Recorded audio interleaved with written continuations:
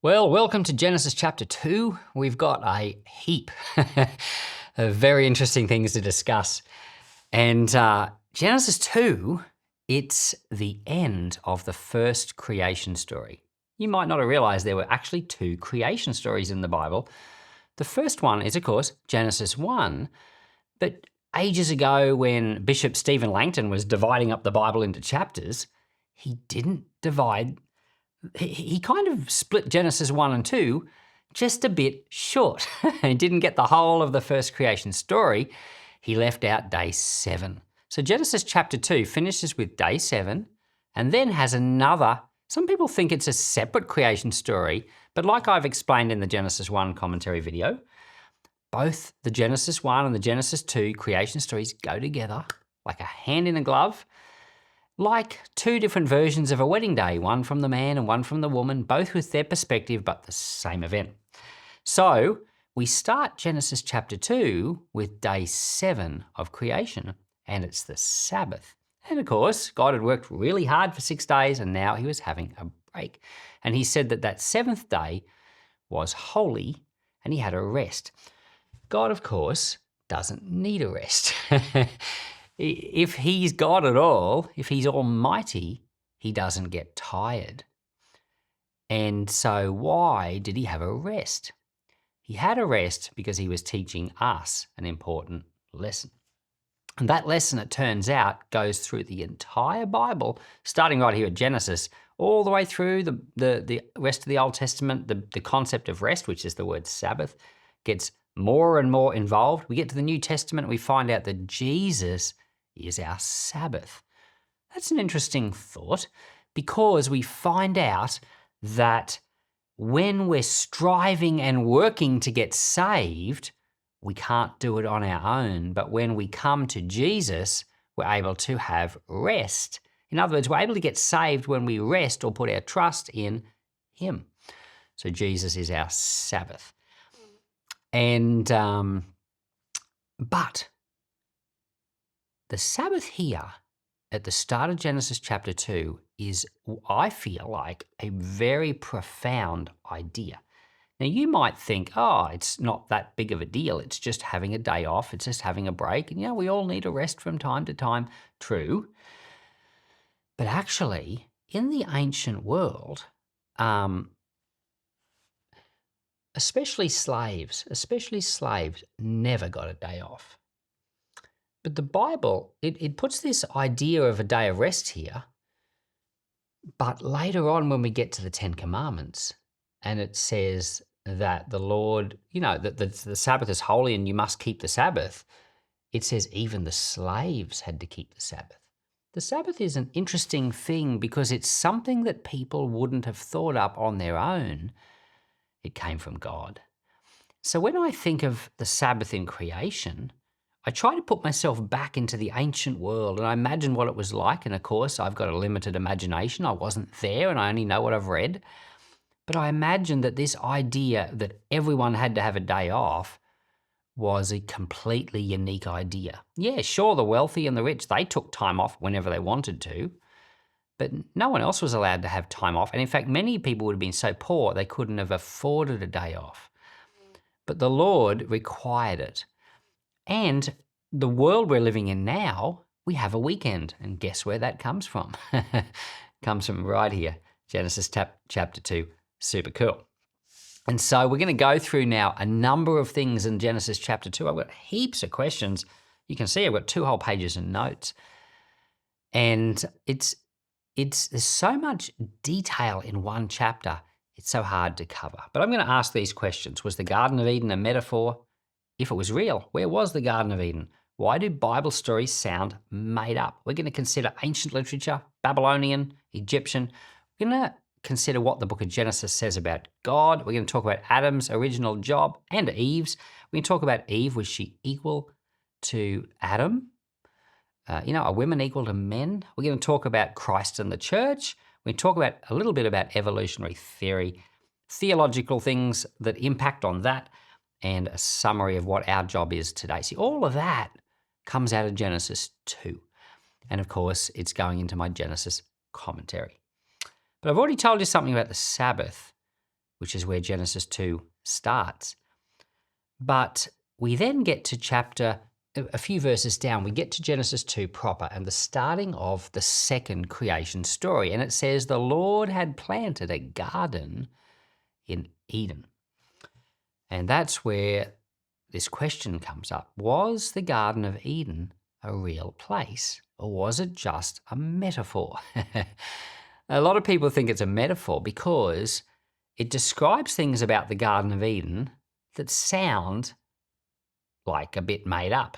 A bit like, for example, it says that the Lord put in the garden a tree, the tree of the knowledge of good and evil, and another tree, tree of life. They kind of sound like literary features. They don't sound like real trees. And the reason is because if you go around the world, and we all know what trees are like, you don't find trees that seem like these trees. And years ago, I lived in Mount Morgan, and we had a tree called the Tree of Knowledge in Mount Morgan. Someone poisoned it, so it's not there anymore, and they've now created like a concrete version of it that's there instead. But this tree was called the Tree of Knowledge because it was like a meeting place. People would gather together in the middle of town, sit down around the tree, share stories. It's where you'd find out things. Did you hear so-and-so's getting married? It was a tree where you obtained, information about what's going on in town. But it was a normal tree. It was a fig tree. And I hated that fig tree because I used to step on the figs and they'd get stuck under my shoes. These are Queensland figs, not the ones you may be thinking of. But it was a normal tree. But the way this tree of knowledge in the Garden of Eden in chapter 2 is described, it doesn't sound like a normal tree.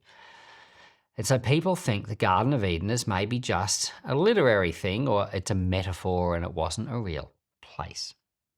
However, when I think about the Garden of Eden, when I read Genesis 2 and I actually pay attention to what it says, it describes the Garden of Eden like it's you can find it, like it's in a place. It describes it as having rivers, and the names of those rivers were the actual names of rivers that were actually there, like the Tigris River and the Euphrates River. They're actually there in the world today. And it would say that these rivers run through certain lands, like the land of Ashur. That's like Assyria. It's an actual place. So if the Garden of Eden was just like a metaphor, why is it being described with geographical features? Like you could go there and find it. So I kind of think that it was a real place, that it wasn't a metaphor, and I think that the reason it sounds like it might be is because of the language that's used being ancient language, not modern language. And I'll talk more about that soon. But I think sometimes, like when we say think of something like a garden, I know when someone says to me, I've got a garden, I think to myself of like a little tiny patch of their backyard or maybe their front yard with a few nice plants and maybe a fruit tree. And so a garden has like a certain meaning in my mind.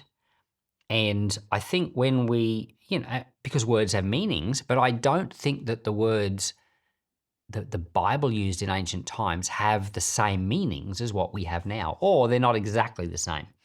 So I think when it says that the Lord planted a garden in Eden, it wasn't saying a garden like in your front yard, but it was saying something like a jungle, or like a huge rainforest, or, you might think of a national park. Like we've got a national park here in central Queensland called Carnarvon National Park, and it's huge, like over 100,000 square kilometres. It's big. It takes hours to drive around it. And, a national park of that size, something like that. The Lord planted a garden, but in his mind, this is a big thing. And he's calling it's like a whole area of the earth, Eden. So to me, I feel like it's describing something big and substantial, something living, and it's just almost like a whole country. And in fact, when you read Josephus, which I've done, he describes it as being like all the way from India in the far east, all the way through to Egypt in the west. For him, Eden was like that big. It was huge. So it was a big, big area. So I kind of feel like, yeah, okay, Eden was a real place and it was big. Maybe it wasn't as big as what Josephus says. And Adam and Eve had, therefore, a big job to do. They were going to need help. And that's why the Lord said to multiply and have children. He was going to need all those children to take care of Eden. Now, we made a little video on this next question. If the Garden of Eden was a real place, where would you find it? Now, the reason we make a video like that is because I guess it's more specifically the question, if the tree of knowledge of good and evil was real, if the tree of life was real, if the Lord really did make those things, where on earth would you find them? When I was a child, I had a NIV study Bible, 1984. And I remember opening the back of my Bible to the maps. And, you look in there and here's Israel and the Holy Land. And here's these rivers, the Tigris and the Euphrates, described right here in Genesis 2. And they come down and they come very, very close and they exit into the Persian Gulf in the modern country of Iraq, which was ancient Babylon. And I remember, you're reading Genesis 2 and it describes these 4 rivers, and the 2 middle rivers are these Tigris and Euphrates rivers. And I remembered thinking, I was about 10, thinking, oh, the Garden of Eden is right there. It's in Babylon. It's right where, those 2 rivers are. And I actually circled it on my map in my study Bible and wrote Garden of Eden. And as an adult, I paid a little bit more attention. And I came to think, if the Garden of Eden was a real place and not a metaphor, and I do believe it was, I think it would be further north. And the reason I think that, you can watch a little video we made on that, is because it describes it as being the source of the rivers, not the destination of the rivers. In my map in the Bible, I circled where the rivers came out to the sea. But no, the Eden is described as the source of the rivers.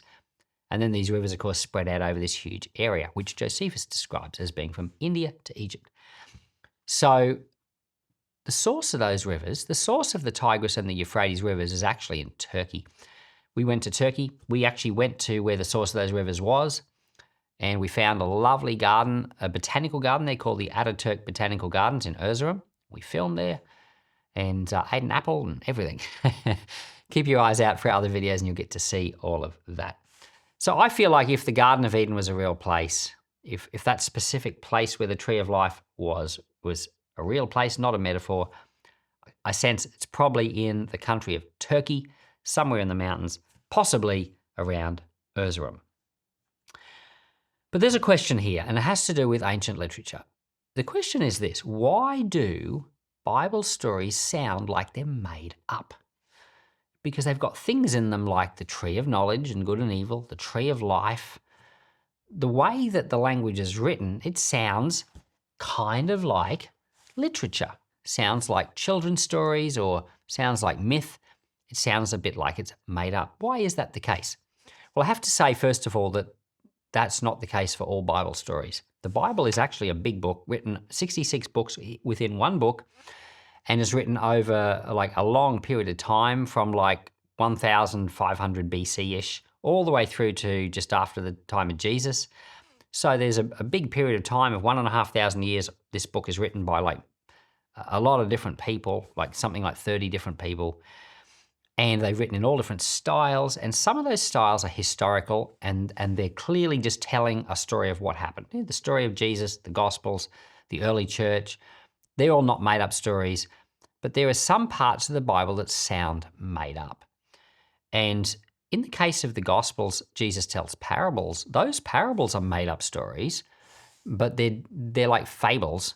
The story's not true, but it's designed to teach a point. So yeah, we get that in those cases. But sometimes you have stories in the Old Testament like these Genesis stories, particularly Genesis 1 to 11, and people think it's just like a fairy tale.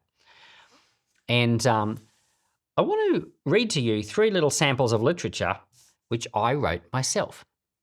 I'm no great literature expert, but all these 3 samples, they're just short, are talking about George Washington. George Washington, the first president of the United States, was a real person. And he lived, and we know certain things about his life. You know, he was a general in the American army. He fought the British in the War of Independence, and America became a country, 1776, and all of that. So that's all history. But there's ways you could tell it. There's different ways you could tell it. So imagine this. Imagine this. Once on February the 22nd, 1732, a little boy was born. His name was George. That little sentence that I wrote is just telling the facts about a boy called George who would become George Washington. It sounds historical. It sounds true. It is true. What's written there is a fact. But imagine this. Once upon a time, there was a boy called George. It's still the same thing, but it's written in the sound of a fairy tale. It sounds like it's made up. It's actually true. Well, what about this? This is poetry. A little boy was born among prairies filled with corn. George was he, his brothers 3, he played out on the lawn. That's literature too. It's describing a true situation. A little boy called George who played on the lawn with his 3 brothers. That happened. He was surrounded by corn and the prairies. It's a limerick, which I made up. Don't you like it? And yet, because it's in the form of a limerick, it's in the form of poetry, we just assume automatically it's not true. It's got some other purpose.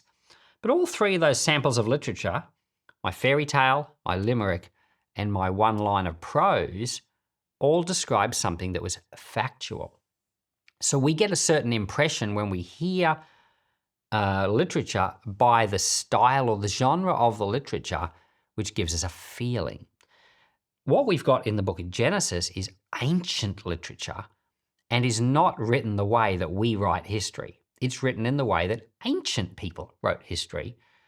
And because we study ancient literature and a lot of it isn't true, or a lot of it's partially true and partially not true, we just get the feeling it's not true. Here's an example. This is from the Iliad. Now, the Iliad is an ancient Greek tale describing a lot of different things, but part of it described the Battle of Troy. You know the old story of the Trojan horse?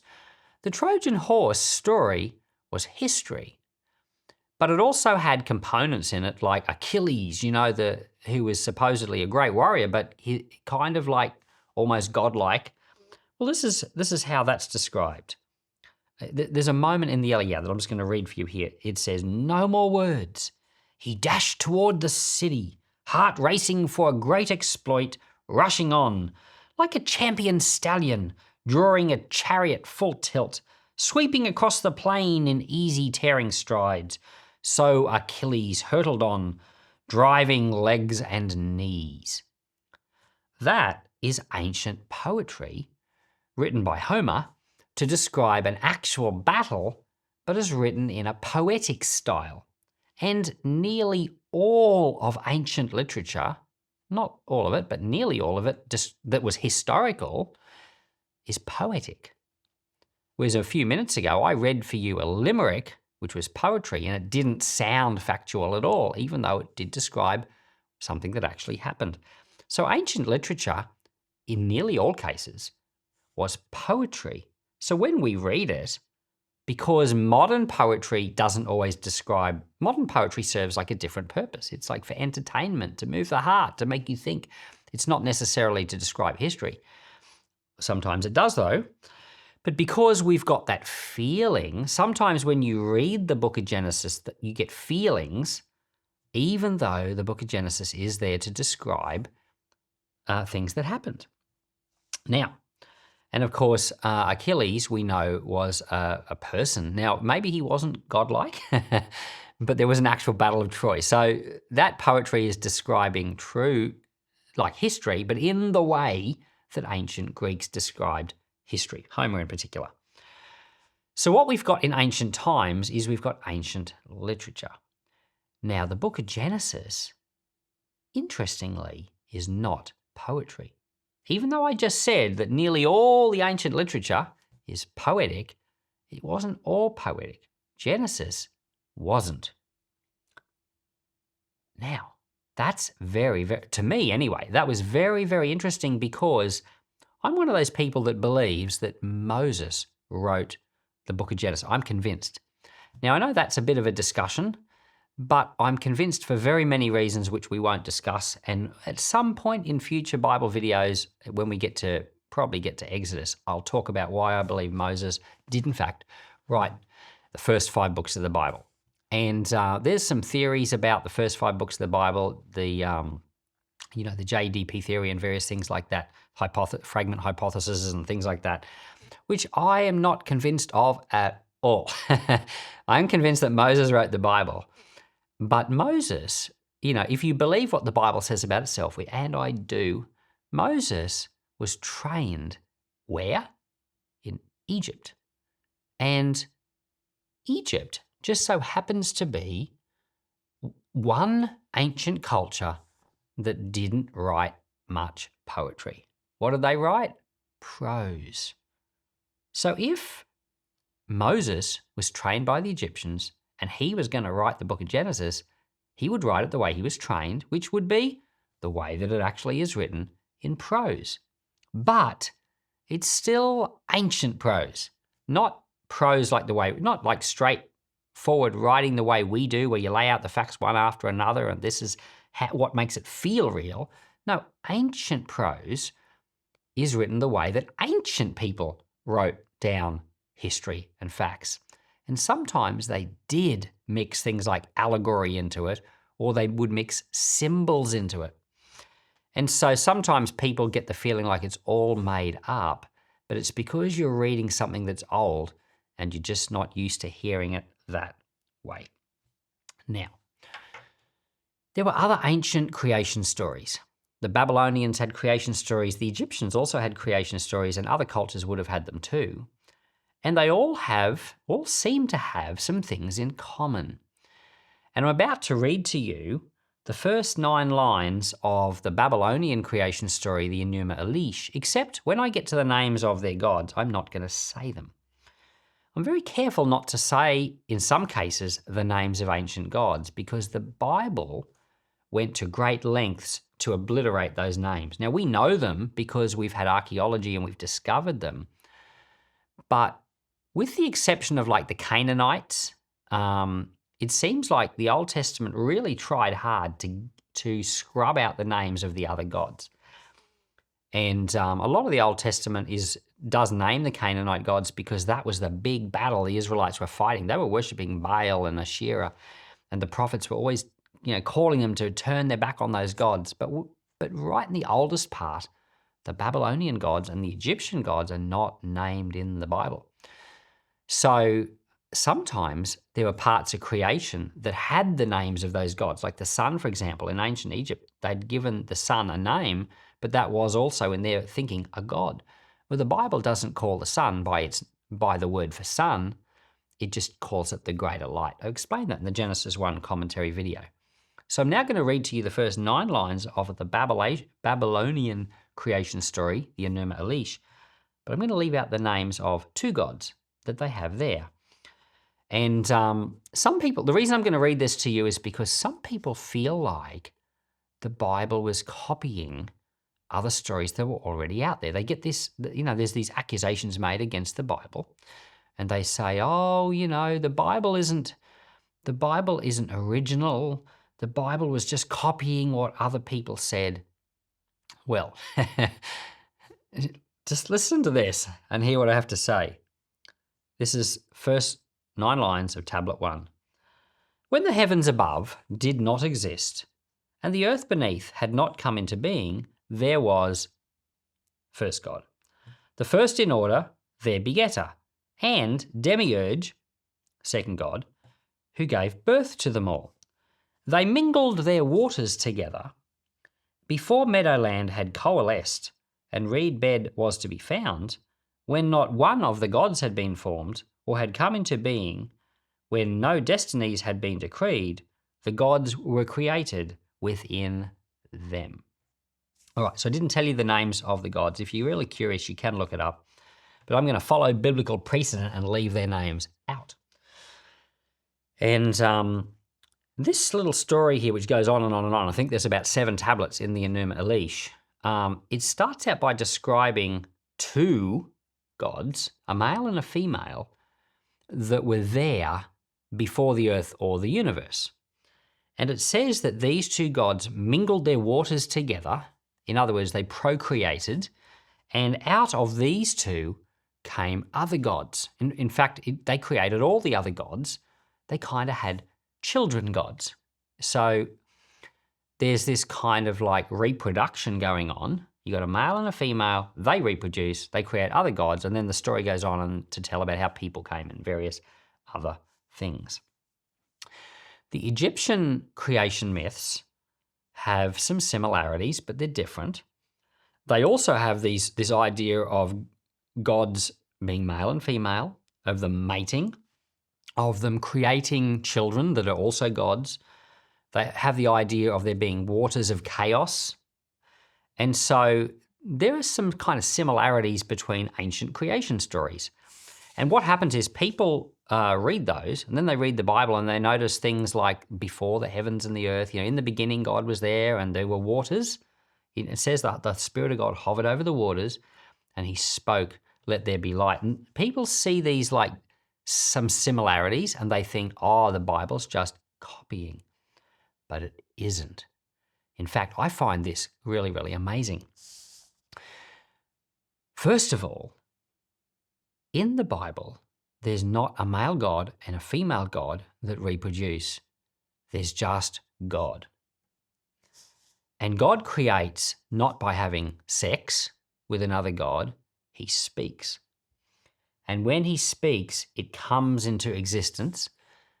God, when you look at these other creation stories from ancient times, what you notice is that the gods that are there are described like the way people are. Male and female, reproducing, they get angry, they battle, they fight each other. They're like human. This is called anthropomorphizing. I always have trouble saying that properly, but anthropos, Greek word for people, it's like they imagine gods to be the way they imagine people because people is all we know. But when you get the Bible story of God, it's describing a God that's something we're not familiar with. It's describing a creation that didn't involve a male and a female. It didn't involve reproduction. He created by speaking. So there are aspects to the creation story that come out of complete left field. There's nowhere in the earth you got those ideas from. And that makes complete sense if it in fact came from God. If that's actually what God is like, and if that's how the world was, it makes complete sense that it would be something we're not expecting. And I've always said this about the Trinity, because we also get the hint of the Trinity in these stories as well, because God says, let us make man in our image. It's one God, but for some reason he's speaking in the plural. It's like he's the Father, the Son, and the Holy Spirit. And later in the Bible, we get scriptures like Colossians chapter 1 that say it was Jesus who created all things. John chapter 1, through him all things were made. That was 1 John 1. So, and we find out in Genesis, of course, it was the Holy Spirit that hovered over the waters. It's actually the Trinity in creation, Father, Son, and Holy Spirit, but it's still one God. And the Trinity is one of those things that no one can understand. It doesn't make sense. It doesn't make any rational sense. And that's why people say the Bible's made up, because it's got these things that don't make sense in it. But if things don't make sense, why would people make them up? All the other ancient cultures, like all of them, all of the other ancient cultures, the gods are like people. They actually do make sense. The one God that doesn't make sense is the one in the Bible, because he's not made up. That's actually what he's like. And if God is at all God, he's going to be more complicated than people are. He's going to be above us. As Isaiah says, his ways are higher than our ways. He's just, because he's God, we don't understand him. So you expect that that's what you would see in the creation story, and you do. So what happened is, yes, there may have been other ancient creation stories floating around, like the Babylonian and Egyptian ones, But then the Bible comes along and it's like, now obviously I don't know whether it was written first or second, but I imagine it was written second. And I imagine it's not copying them, it's correcting them. It's like Moses is in Egypt and there's already ancient Egyptian creation stories, if that makes sense. But Moses is trained in the way of the Egyptians. He knows those ancient Egyptian stories, probably knows the Babylonian ones as well.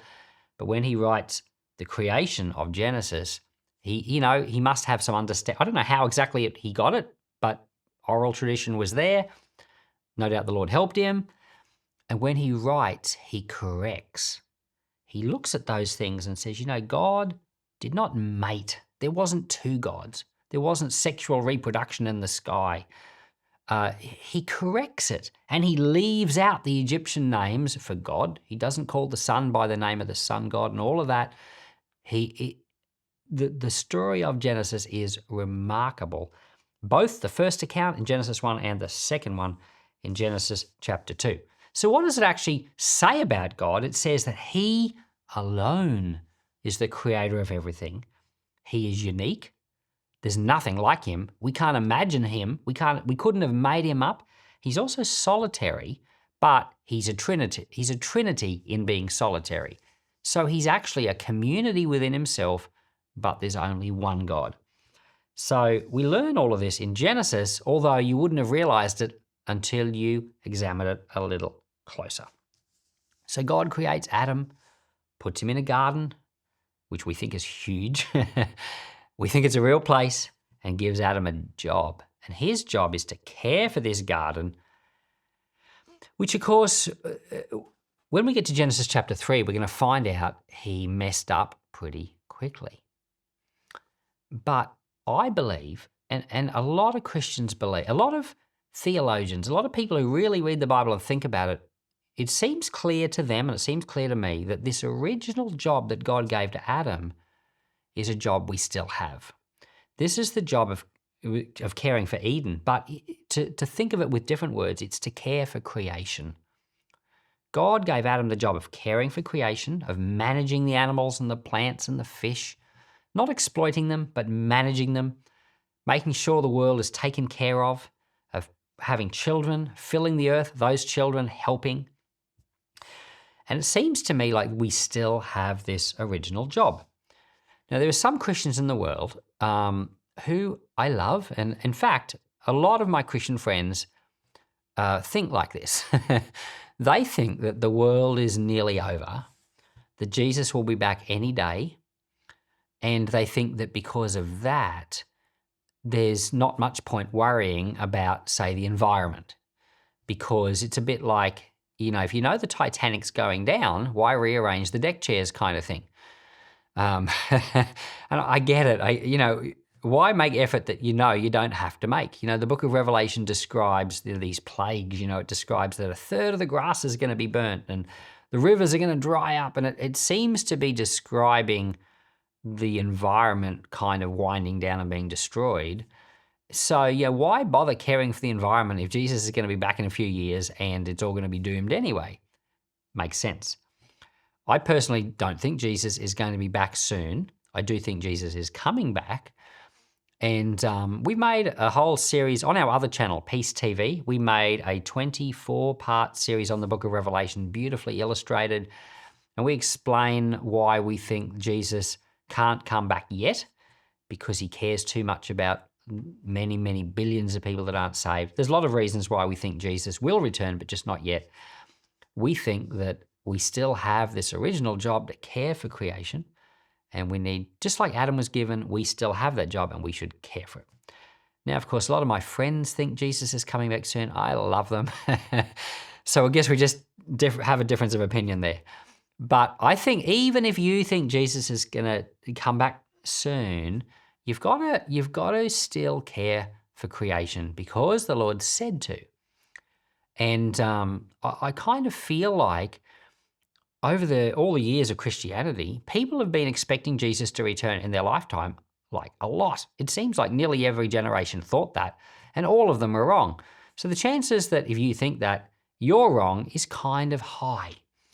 it's not a case of like, oh, everyone else was just didn't get it, but I really do get it. No, all those previous Christians that thought Jesus was returning in their lifetime were very sincere. And there were a lot of good, real Christians among them.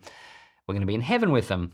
So the chances of you being right and them all being wrong are kind of low.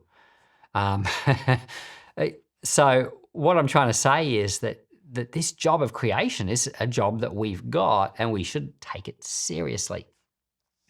And there are a few Christians in the world that give us some really good examples of this. And I can't think of a better example than Tony Renudo. His name is spelt Tony, Tony, Rinaudo, an Australian missionary in Africa.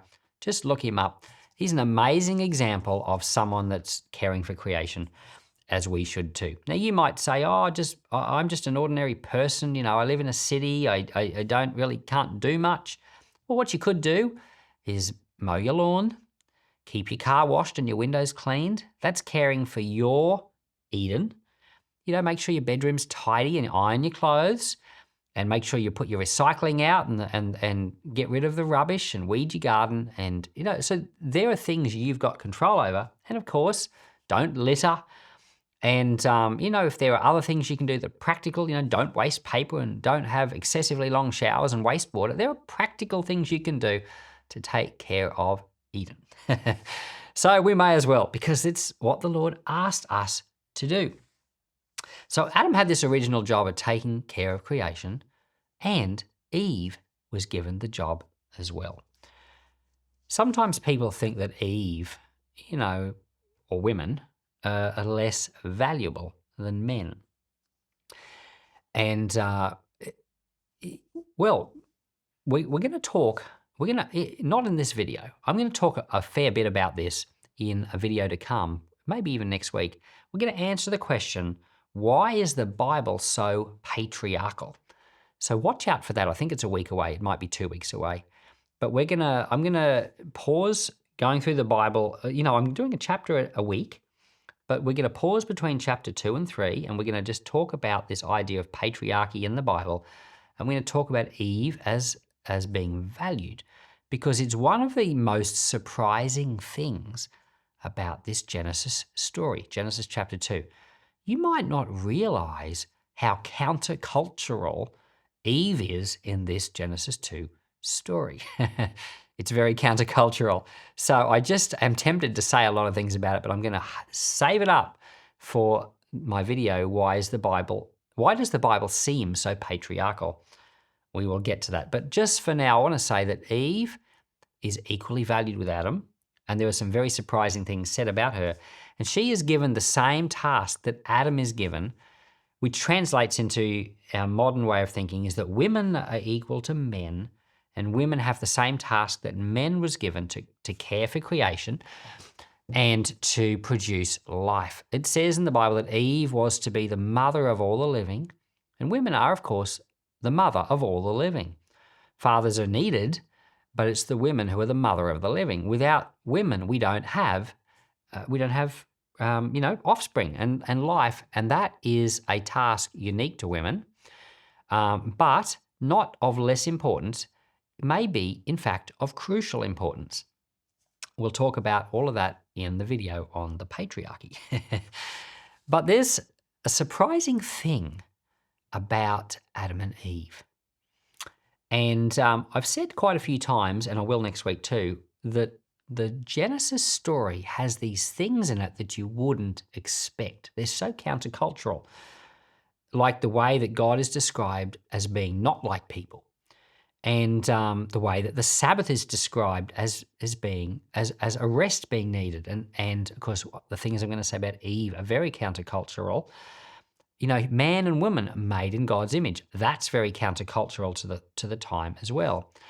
And so we get to this point in the Genesis 2 story where God says it's not good for man to be alone. Okay. That's interesting because Adam is said to have been made in God's image. God, who's perfect, and yet Adam is made, and there's something about Adam that's not good. Does that mean there's something about God that's not good. No, it's not saying that. But it's an interesting thing. And then God goes about this process of creating Eve by putting Adam into a sleep, and he takes something out of Adam's side, and out of that, out of Adam himself, comes the woman. And she is bone of his bone and flesh of his flesh, and she's described as being a helper suitable for him. She's equal to him, and she marries him, becomes his wife, and together they have the task of doing what God said. When we get to the New Testament, we find out that Christ has a wife, and it's the church. In the book of Genesis, we find out that Adam's made in God's image, but it's not good for him to be alone, and God gives him a wife. Is that saying that it was not good for God to be alone too? Well, these are interesting questions. And I remember as a young adult in my 20s reading a book called The Divine Romance by Gene Edwards. Gene Edwards was an interesting writer, and he wrote some books, and I think there's a book of his called Tale of Three Kings, which influenced so many Christians. It just was a profound book that affected the way Christians thought about their relationships with each other. Worth a read. But I found that his book, The Divine Romance, was so profound for my thinking and shifting, because he went into this Genesis story, the one we're talking about now, from the point of view of the angels. And the front cover of his book was Jesus walking, the version of the book that I had, was Jesus walking through a myriad of angels, like millions and millions of them, and on his hand was a woman.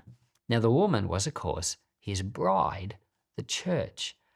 And so it was kind of like, in the story of Adam and Eve, we saw a picture that in just the same way it was not good for the man to be alone, it was also not good that God was alone too, and God was going to make himself a wife.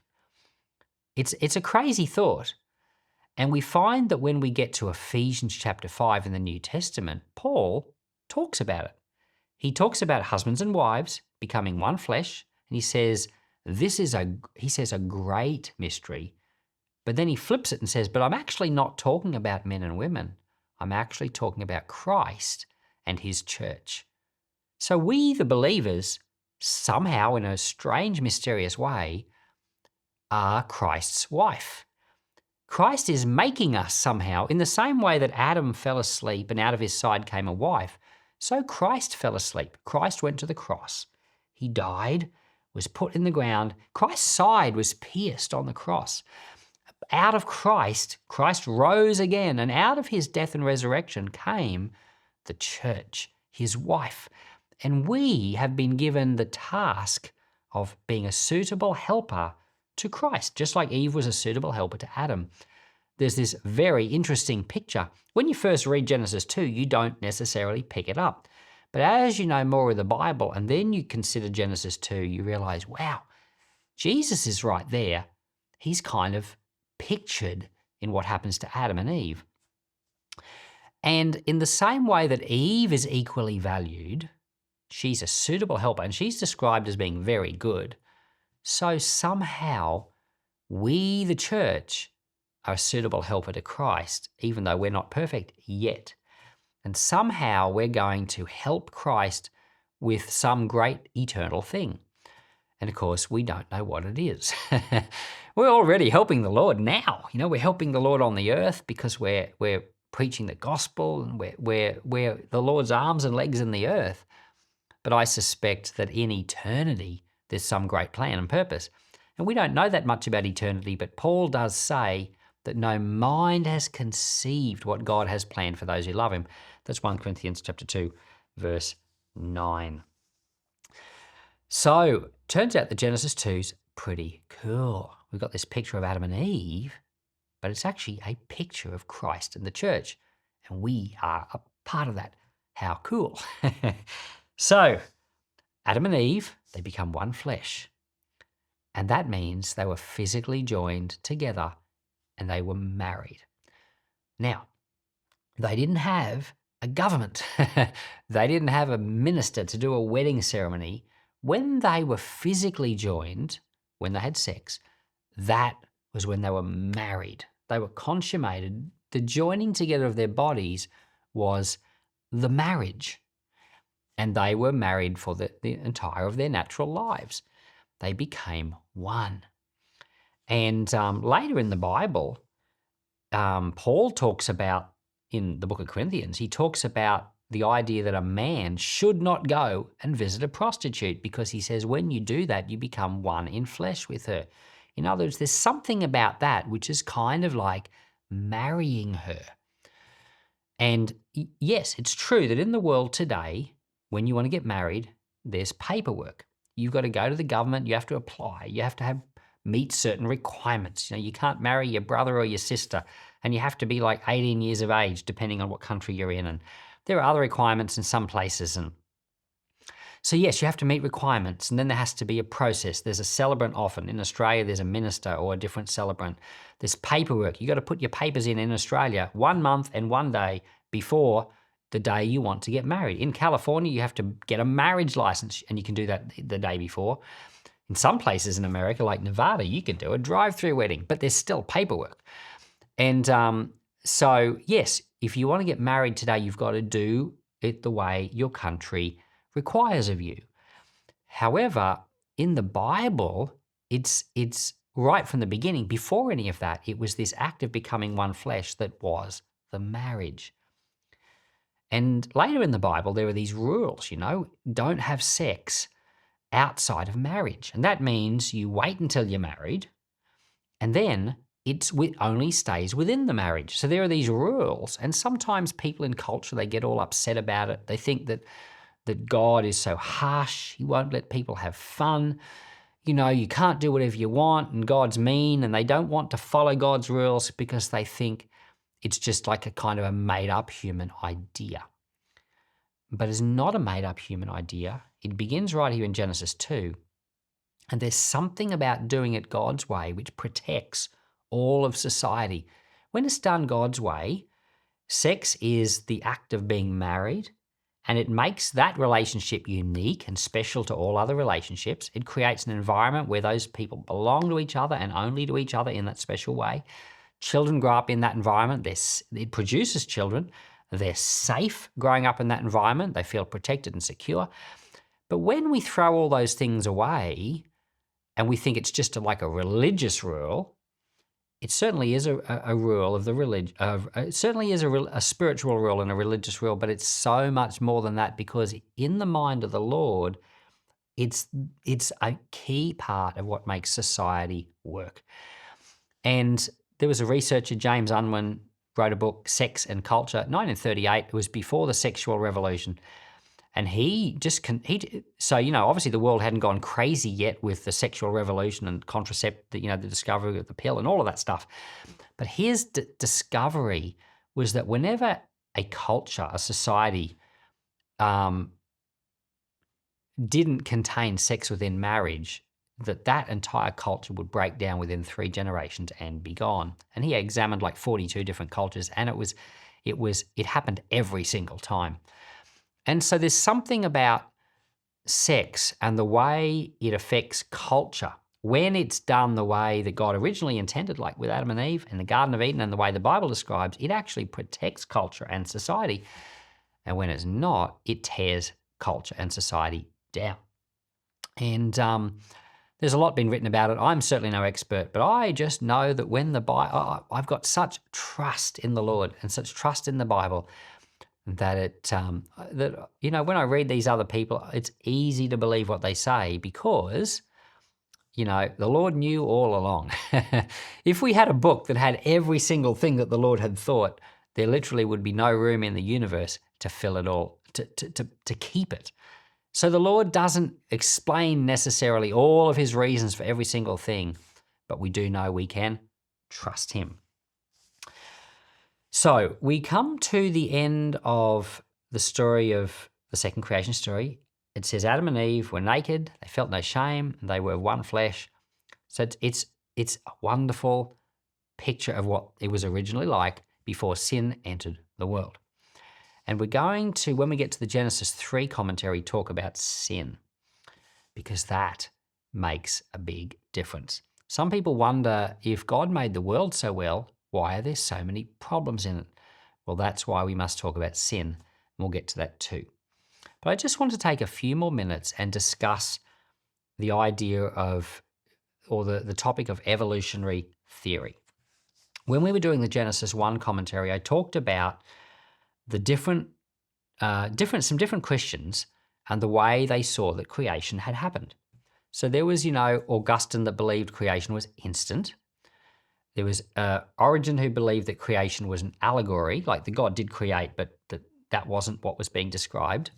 There was, Thomas Aquinas, who, like myself, believed the earth was made in 7 days, as the Bible seems to describe. And then there was a more modern theologian, C.S. Lewis, who I highly admire, who'd believe, no, God did create the world through the evolutionary process. And I obviously disagreed with him, but I love him just the same. So the world is filled with people with different opinions, and in particular, a lot of Christians who, like C.S. Lewis, believe in evolutionary theory. And I made the point in the Genesis 1 video that we must love these. If you have a fellow believer who thinks differently, you must love them because the Lord loves them. And you aren't right about every single thing.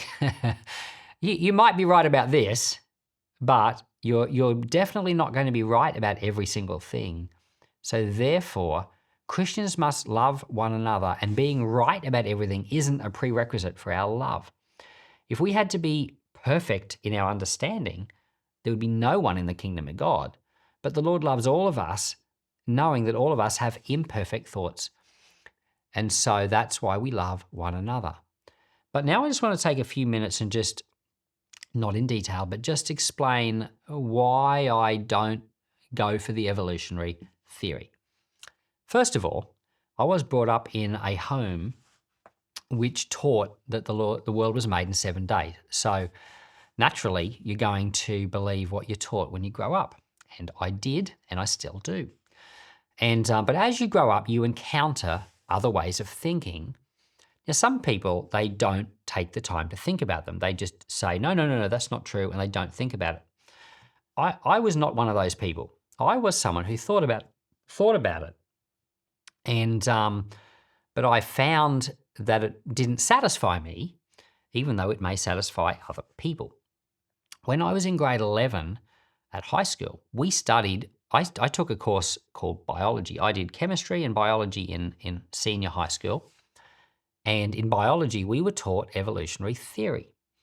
And I learnt it, I understood it, and I didn't fight. Even though I didn't believe it, I didn't fight it. I was happy to learn what was being taught and tried to understand it. And but there's one day in class, our teacher, Mr. Jeffries, he came in and said, today, we're going to do something a little bit different. He said, we've been studying the theory of evolution this term. He said, but today I want to show you some holes in the theory of evolution. And he went on to point out some things about the theory of evolution which just didn't seem quite right. And some evidence, you might say, that seemed to suggest that other things had happened. Now, Mr. Jeffries, I really liked Mr. Jeffries because he was a soccer fan. And during the 1993 World Cup, it was actually the World Cup qualifier. Australia was playing Uruguay. If they won, they were going to get into the World Cup soccer. And he interrupted our double biology lesson, and we got to watch Australia versus Uruguay. Sadly, Australia lost. But I really liked Mr. Jeffries because he was a little bit flexible and would do things like that. And but this one particular day, he decided to show us. He said, you've got to be balanced as a scientist. And he said, you can't just only stick with one way of thinking and ignore other evidence that's out there or other information that's out there. So he presented some evidence that seemed to challenge evolution. And so it was an interesting lesson for me because I already believed the Lord created the world, but everything I was hearing in high school was saying, no, he didn't.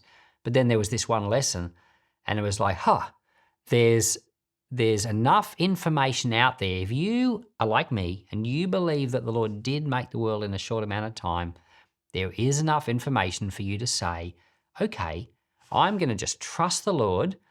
And if you're like me, you don't want to argue with others about it. There are Christians that believe in evolution, and I'm okay with that. And they're my brothers and sisters in the faith, and I don't want to argue with them. But if you're questioning, can you trust the Bible based on science?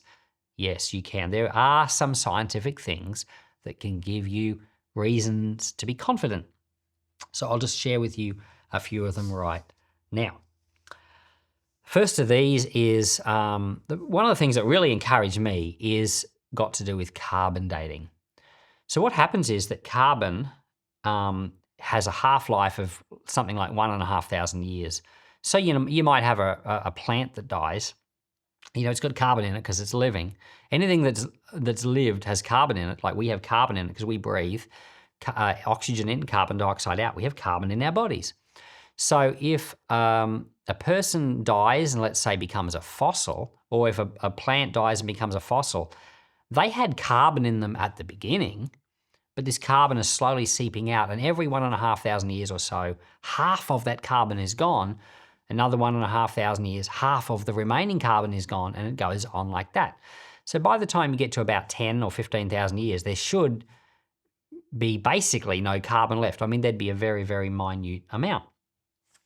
So, if you take, say, a fossil of a dinosaur and you send it into a carbon dating lab, well, what's going to happen? Well, I'll tell you what often happens is they just send it back and they say, there'll be no carbon in this, we won't date it. They're not going to waste their time dating something that they, in theory, already know is too old. They will say, we can't date that, it's too old. But what if you were to date it? Well, you might be surprised to find there's carbon in it. And the only reason I say that is because it's happened. There are people who have carbon dated fossils that in theory are very, very old, but found out, they're not that old. What happens with archaeology is that they do date things archaeologically because they're trying to find out the age of something that's been around in recent history. Like say something like ancient Egypt, the pyramids, like 2000 BC or something. They're trying to date, or the pyramids might be like 3000 BC. They don't have anything written down that says 3000 BC, but they date things that they find in the pyramids that they know, papyrus or something like that. They would date it. They know that papyrus was living at the time that the pyramid was built, and they come up with a date. But what happens is that when things get older than a certain age, and I think it's around about 2500 BC, the dates start becoming really inaccurate because the amount of carbon that's in them starts getting so small that it's hard to be accurate. So dates that are I think it's about 2500 BC, dates that go back to that, which is around about 4,500 years of age, tend to be fairly accurate, and then they get less and less accurate as they get old. So you can date sometimes so-called really old dinosaur fossils and find out they're not that old. Surprising. Now, of course, people who really believe in evolutionary theory, they have answers for this. And so, there's a whole discussion. So that's fine, the discussion's good. But I'm just giving you reasons why I think, there is something to go on for younger ages. Another interesting one was this paleontologist, Mary Schweitzer. She's a Christian. So God bless you, Mary. And she discovered fossils of a T-Rex in the USA somewhere, Montana or Idaho, somewhere there in the USA. And she'd been, she had the thought of putting them under the microscope, and she discovered blood proteins. Now, how can you find little bits of blood protein in something that in theory is like 60 million years old or something like that? It shouldn't be there. Well, to me, it's like, yay, it's not that old. Well, Mary, God bless her, she's a Christian, but she's also believes in evolution. And so she's come up with a reason that she thinks they're old. And that's fine. She can have the reason. But to me, when I hear it, I think, no, it is young. because you're finding little bits of blood protein in something that where it shouldn't be. I kind of feel like those bones are not that old. That's really, really encouraging. And, of course, there are people like Stephen Meyer, who's he's an expert. He's a genuine, intelligent expert on this whole area of intelligent design. So he explains how the world is too complicated for it to just happen on its own. And so there are people like that I've heard, and I think, what they say makes a lot of sense. In the end, I'm not an expert. I'm not a scientist, but I have found there's enough information out there that satisfies me and helps me to believe. Yeah, the world was made in 7 days. And so if you're like me, you can just keep your faith in the Lord and trust what you believe to be true.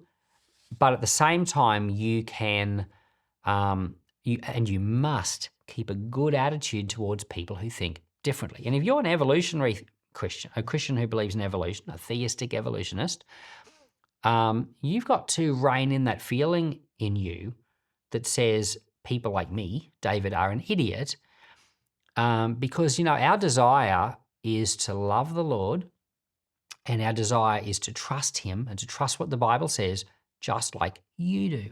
You want to trust the Lord and trust the Bible, and we do, and we're just seeing it differently to you, and that's okay. The one thing I don't like is when Christians treat each other like second-class citizens because of their differences. In my opinion, that's not okay. So we need to put that behind us. As well as the scientific reasons, I've got a few Bible reasons as well. I'm only going to give you one of them right now, and I'm going to save the other one up for Genesis chapter 3. But it's for me, it's other things the Bible says that are outside of the book of Genesis. So you might be like, say, Origen or like Augustine, who look at the creation story and you interpret it in a various way. So like Origen looks at it and he says, oh, it's an allegory. And, it's got these meanings. And, it does have those meanings. And for him, the way that creation was made didn't really matter very much. What mattered was what God was trying to teach us. And so I get all that. That's true as well. But the fact is, it might be literally true as well as being allegorically true. It could literally be both. And so on one hand, you might say, well, maybe God did make the world through evolution, and maybe it's just been described this way to teach us a lesson. Sure, it's possible. And the reason I say it's possible is not because I believe it did happen. The reason I'm saying it's possible is that God could do it any way he wants. It's not like God's limited. When I read the Gospels and I see God healing people, he did it lots of different types of ways. The Lord Jesus healed one person by speaking. He healed another person by putting his hand upon them. He healed another by forgiving them. He spat in the dirt and stuck mud in someone's eyes. So there's like variety of ways that the Lord Jesus produced miracles. And when it comes to creation, well, he could have done it in a variety of different ways. He could have done it slowly over millions of years because he's capable of doing it that way if he wanted. But there were like two really big reasons why I just can't see that he did do it that way. It's possible, I just don't think that was the way he did it. And I'm saving up, like I said, one of those reasons for the Genesis 3 commentary, but the one I'm going to give you now is, I'm just going to give you 3 verses from the Bible where elsewhere in the Bible, it's not speaking in allegory and it just says things in more plain language. For example, Exodus chapter 20, verse 11 is part of the 10 commandments. It's telling people what to do.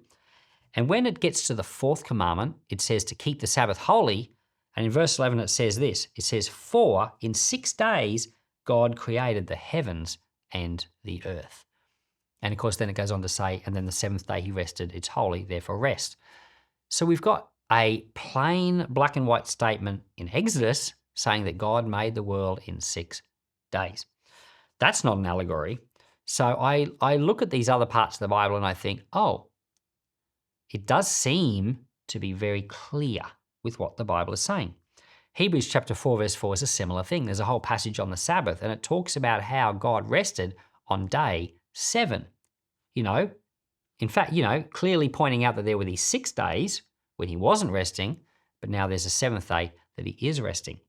In Mark chapter 10, verse 6, there's a passage where Jesus is talking about Adam and Eve, and it says that God created them. In other words, there were 2 actual people, Adam and Eve, and it says they were created at the beginning of the world. Well, evolutionary theory doesn't have people around for a long, long time. But Jesus said that Adam and Eve were created by God at the beginning of the world. So sounds like quicker creation. So there are these verses in the Bible like this.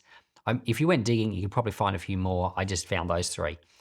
And they show us that from the Bible's point of view, it seems like the world was made in a week. And so personally, I go with that. I just go with trusting the Lord and trusting the Bible. But if you think differently, hey, let's still be friends. Please don't think I'm an idiot and I won't think you're an idiot. Let's just love the Lord together. Let's treat each other with full respect. And anyone around us who thinks differently, who's in the church, let's love them with a big heart because we've got something in common. We've got Jesus in common and Jesus loves us. So let's love each other. So I'm going to finish this commentary with a summary of what God's asked us to do. See, here in chapter 2, God's given us a job. I summarize it like this. We're called to, number 1, produce life, and number 2, take care of Eden. To produce life, I think that means we're supposed to have children. Now, I know some people don't get married and some people get married, but they can't have children. So yes, it doesn't work out in some cases, but it seems like we've been called to make children, something God asked of us. So let's get about the business of doing it. And children are wonderful. I've got 7 of them and I didn't regret any of them. I certainly don't regret numbers 4 onwards, because you find that when a child is born, you love them and you could never imagine the world without them. And if you don't have more kids, there are people that don't exist, but they could. And if they did exist, you would love them and you could never imagine your life without them. So I encourage you to have more children. The Lord said to multiply. And the way I do it, this is my maths. If you're one man and you're married to your wife, or if you're a wife and you're married to your husband, there's 2 of you. This is my maths. If you have 2 more children, you haven't multiplied, you've only added. You've got to have at least 3 to multiply. That's the way I reason it. But it's not just physical children, it's spiritual children. So we're called to produce life. If you're a Christian, you should share the gospel, bring others to Christ, pray for them, teach them about who Jesus is. Well, that's producing spiritual life. So we've been called to multiply and reproduce. Well, that's not just only a physical thing, that's a spiritual thing as well. But we've been given a second job as well. We've been called to care for Eden. In other words, the earth around us, the environment. And I'm going to read to you just a couple of sentences here. These are my final comments in my commentary on Genesis chapter 2. When we finish going through the whole of Genesis, I'll publish it. But I'll just read for you what I've written here. We are also to care for Eden. We are to take care of the planet and also to take care of our corner of the planet. So, mow your lawn, tidy your bedroom, do your dishes and clean your windows, recycle and don't litter. Be a good example to your children and to those who don't know the Lord as yet. So those are some of my comments. There are more comments in the commentary book. You'll have to get it. But that's my thoughts for you today. Would you share them with others? Would you give this video the thumbs up? Would you subscribe if you haven't subscribed? Would you think of someone that you think would really benefit from this? Copy the link, email it to them, paste it in your Facebook, do all of those things. Thank you so much for listening and making it all the way to the end. God bless you.